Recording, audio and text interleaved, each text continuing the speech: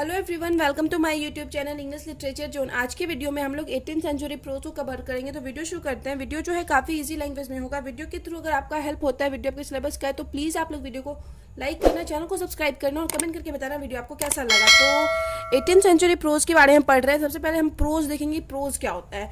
तो prose is a form of written और spoken language. Prose जो होता है एक रूप होता है रिटन यानी लिखित और मौखिक भाषा का, that typically exhibits a natural flow of speech and grammatical structure. तो एक लिखित और भाषा का रूप होता है जो टिपिकली यानी आमतौर पर भाषण और व्याकरण का जो संरचना होता है ना, उसके प्राकृतिक नेचुरल फ्लो को दिखाता है, मतलब प्राकृतिक प्रवाह को दर्शाता है। ठीक है, जिसमें यूज किया जाता है किसका, स्पीच भाषण का, और ग्रामेटिकल स्ट्रक्चर के प्राकृतिक प्रवाह को दिखाता है। फिर आगे 18th century period is suppose to be very fertile period in the development of prose work. तो प्रोज वर्क के डेवलपमेंट में काफ़ी उपजाऊ यानी फर्टाइल यानी काफ़ी उपजाऊ वाला, मतलब बहुत ज़्यादा ऑथर प्रोज लिखा गया, प्रोज आया इस टाइम 18th सेंचुरी पीरियड में।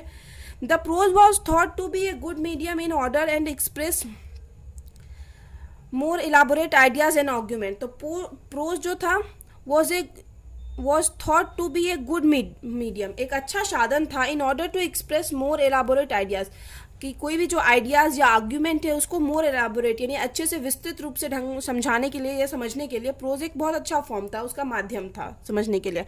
Matthew Arnold stated that 18th century was the age of prose and reason. तो मैथ्यू अर्नॉल्ड जो है वो क्या कहते हैं, 18th सेंचुरी को प्रोज और रीजन का एज कहते हैं। काफ़ी इंपॉर्टेंट है ये चीज़, ध्यान रखिएगा, प्रोज एंड रीजन का एज कहते हैं। इट इज़ कॉल्ड, ऐसा कहा गया, so because no good poetry was written at the age of 18th century. क्योंकि ऐसा इसलिए कहा गया क्योंकि 18th सेंचुरी के टाइम में ना कोई भी एक अच्छी पोइट्री नहीं लिखी गई थी। It is also known as Augustan age और न्यू क्लासिकल एज। हम बहुत सारे वीडियो में पहले भी बताएं कि 18th सेंचुरी एज को न्यू क्लासिकल एज और अगस्टन एज के नाम से भी जाना जाता है। The 18th century literature was mainly the product of vision and the intelligence. तो 18th सेंचुरी का जो मतलब साहित्य था वो मेनली तर्क और बुद्धि का प्रोडक्ट यानी उपज था। The prose of this age has qualities of modern style characterise by simplicity, lucidity and clarity. तो इस एज का जो प्रोज था ना 18th सेंचुरी का, उसमें मॉडर्न क्वालिटीज मतलब कैरेक्टराइज थी, कुछ मतलब आधुनिक विशेषताएं जो कि मतलब उसकी सिंप्लिसिटी यानी किस चीज़ से, सादगी से, ल्यूसिडिटी चमक, और क्लैरिटी मतलब क्लियर करती है। तो ये कहीं ना कहीं मॉडर्न जो स्टाइल है आज का उससे कनेक्टेड था 18th सेंचुरी के प्रोज लिखने का स्टाइल। इन दिस पीरियड, इस पीरियड में the language of the prose was becoming very simpler, काफ़ी सिंपल था, मतलब 18th सेंचुरी में प्रोज राइटिंग का जो तरीका था काफ़ी सिंपल था, एंड मोर इजली कम्प्रीहेंसिव, और काफ़ी इजली तरीके से उसको कम्प्रीहेंस किया, मतलब समझा जा सकता था विस्तार रूप से। The major prose writer of this age, इस एज के जो मेजर प्रोज राइटर हैं इंक्लूड, उसमें शामिल हैं Daniel Defoe, Jonathan Swift.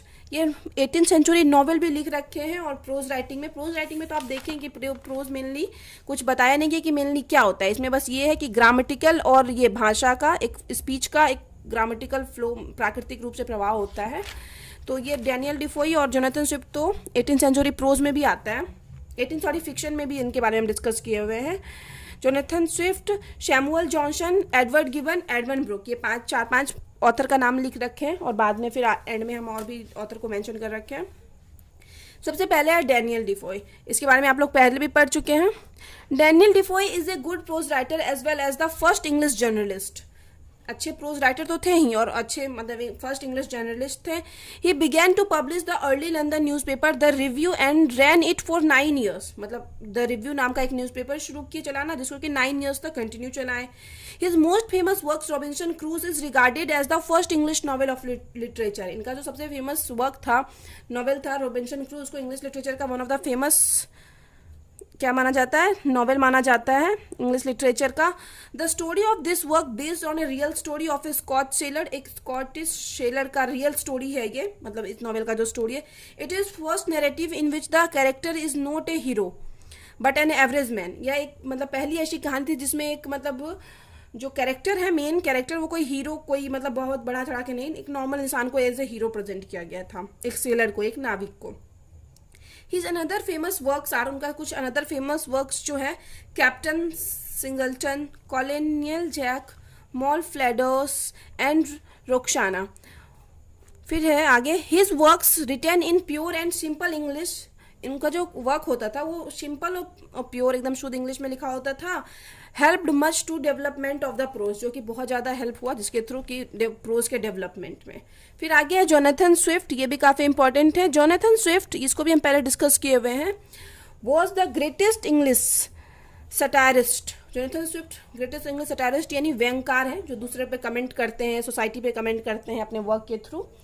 He was written many bitter satirical work, ढेर सारा बिटर सटारिकल, बिटर यानी कड़वा, जो कि मतलब दूसरों को बुरा लगे। अब किसी भी पे भी व्यंग करते तो उसको बुरा लगेगा ही, तो बिटर सटारिकल वर्क था विच शेवरली अटैक्स द सोशल इविल, जो कि समाज की बुराइयों को दिखाता है, मतलब अटैक करते थे अपने व्यंग के रूप में, व्यंग एंड ह्यूमन वीकनेस, और ह्यूमन मानवता के वीकनेस को दिखाता है। ही रोट द, मतलब इन सब चीज़ के ऊपर वो सटायर करते थे। He wrote the battle of the books, the battle of the books लिख रखे इन फेवर ऑफ एंशियंट राइटर, जो कि एंशियंट राइटर के मतलब फेवर में लिख रखे हैं। कौन सा? The battle of the books. फिर है his tale of tub attacks on religious idea, इसमें ये अटैक यानी सटायर करते हैं कि उस पर रिलीजियस आइडिया पे, धार्मिक विचार पे।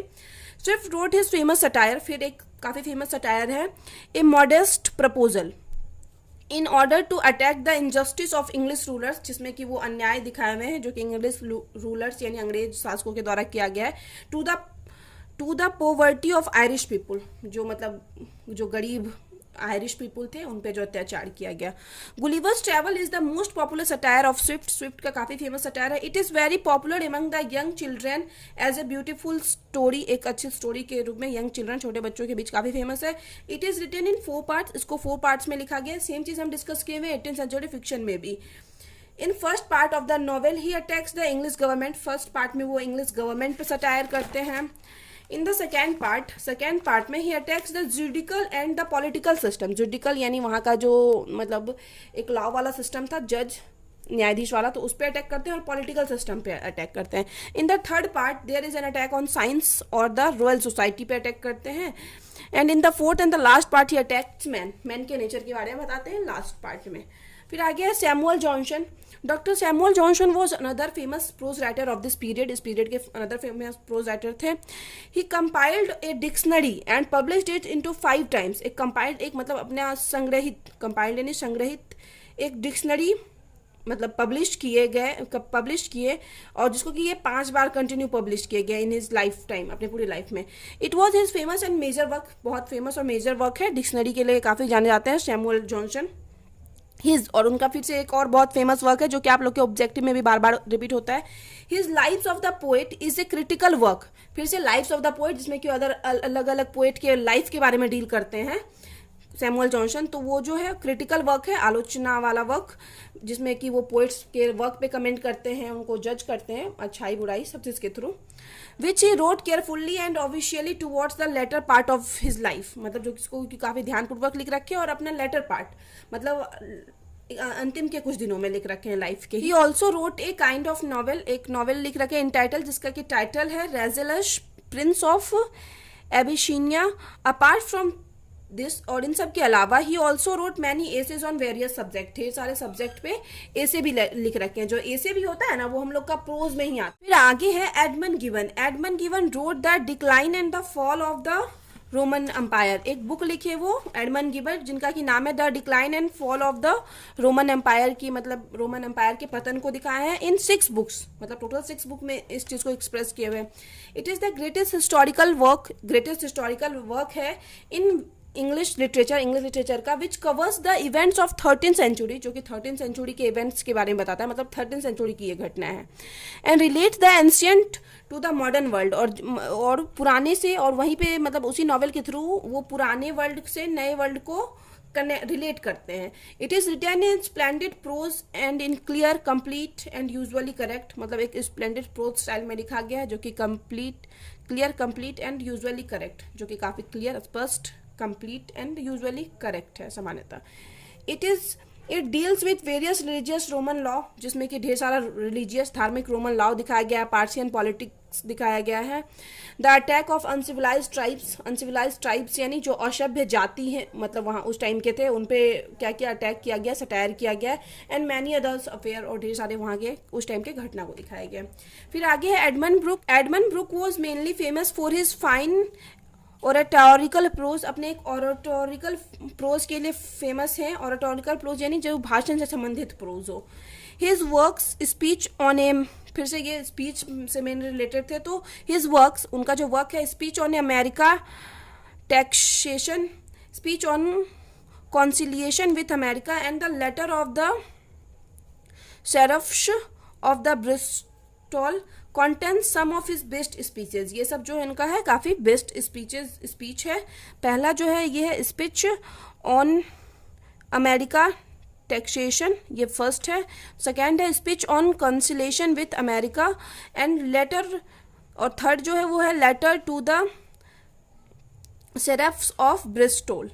फिर आगे कंटेंट सम ऑफ हिज, ये उनका बेस्ट स्पीच था। फिर he was always in favour of people's freedom and hated the slavery, वो हमेशा क्या लोगों के फ्रीडम के फेवर में रहते थे, मतलब लोगों की आज़ादी के बारे में बात करते थे, एंड हेटेड, और हेट घृणा करते थे, the slavery and cruelty, slavery यानी गुलामी और वो निर्दयता जो दिखाया जाता है, ऑफ द गवर्नमेंट के, स्लेवरी यानी स्लेवरी मतलब पहले की गवर्नमेंट तो नॉर्मली पीपल लोगों को अपना गुलाम बना के रखना चाहती थी, बहुत क्रूएल थी, निर्दयी थी, तो वही चीज़, इस चीज़ से काफ़ी घृणा करते थे Edmund Burke. Being related to the parliament, और पार्लियामेंट से रिलेटेड होने की वजह से ही गैव मैनी स्पीचेज, ढेर सारा स्पीच दे रखे हैं। लेटर इन हिज लाइफ, और उसके बाद लाइफ में ही रोट, वो लिख रखे हैं reflection on the French revolution, मतलब फ्रेंच रिवॉल्यूशन पे भी वो आगे लिख रखे हैं। It made him famous in all poets of all parts of Europe, और यही चीज़ जो है ना उनको यूरोप के हर पार्ट्स में इनका जो ये वर्क है reflection of the French revolution काफ़ी फेमस करता है। फिर आगे another prose writer of 18th century, 18th century के जो दूसरे प्रोज राइटर हैं वो है Joseph Addison, Richard Steele, James Boyle, and John Arbuthnot, who contributed a lot in the development of 18th century, जो कि मतलब ये सब भी ऑथर है जो कि काफ़ी ज़्यादा अपना कंट्रीब्यूशन दिए 18th सेंचुरी के प्रोज के डेवलपमेंट में। तो यहाँ पे वीडियो ख़त्म होता है। वीडियो अगर आपको अच्छा लगा, आपके लिए हेल्पफुल है, तो प्लीज़ आप लोग वीडियो को लाइक करना, चैनल को सब्सक्राइब करना, और कमेंट करके बताना वीडियो को कैसा लगा। मिलते हैं नेक्स्ट वीडियो में नेक्स्ट टॉपिक के साथ।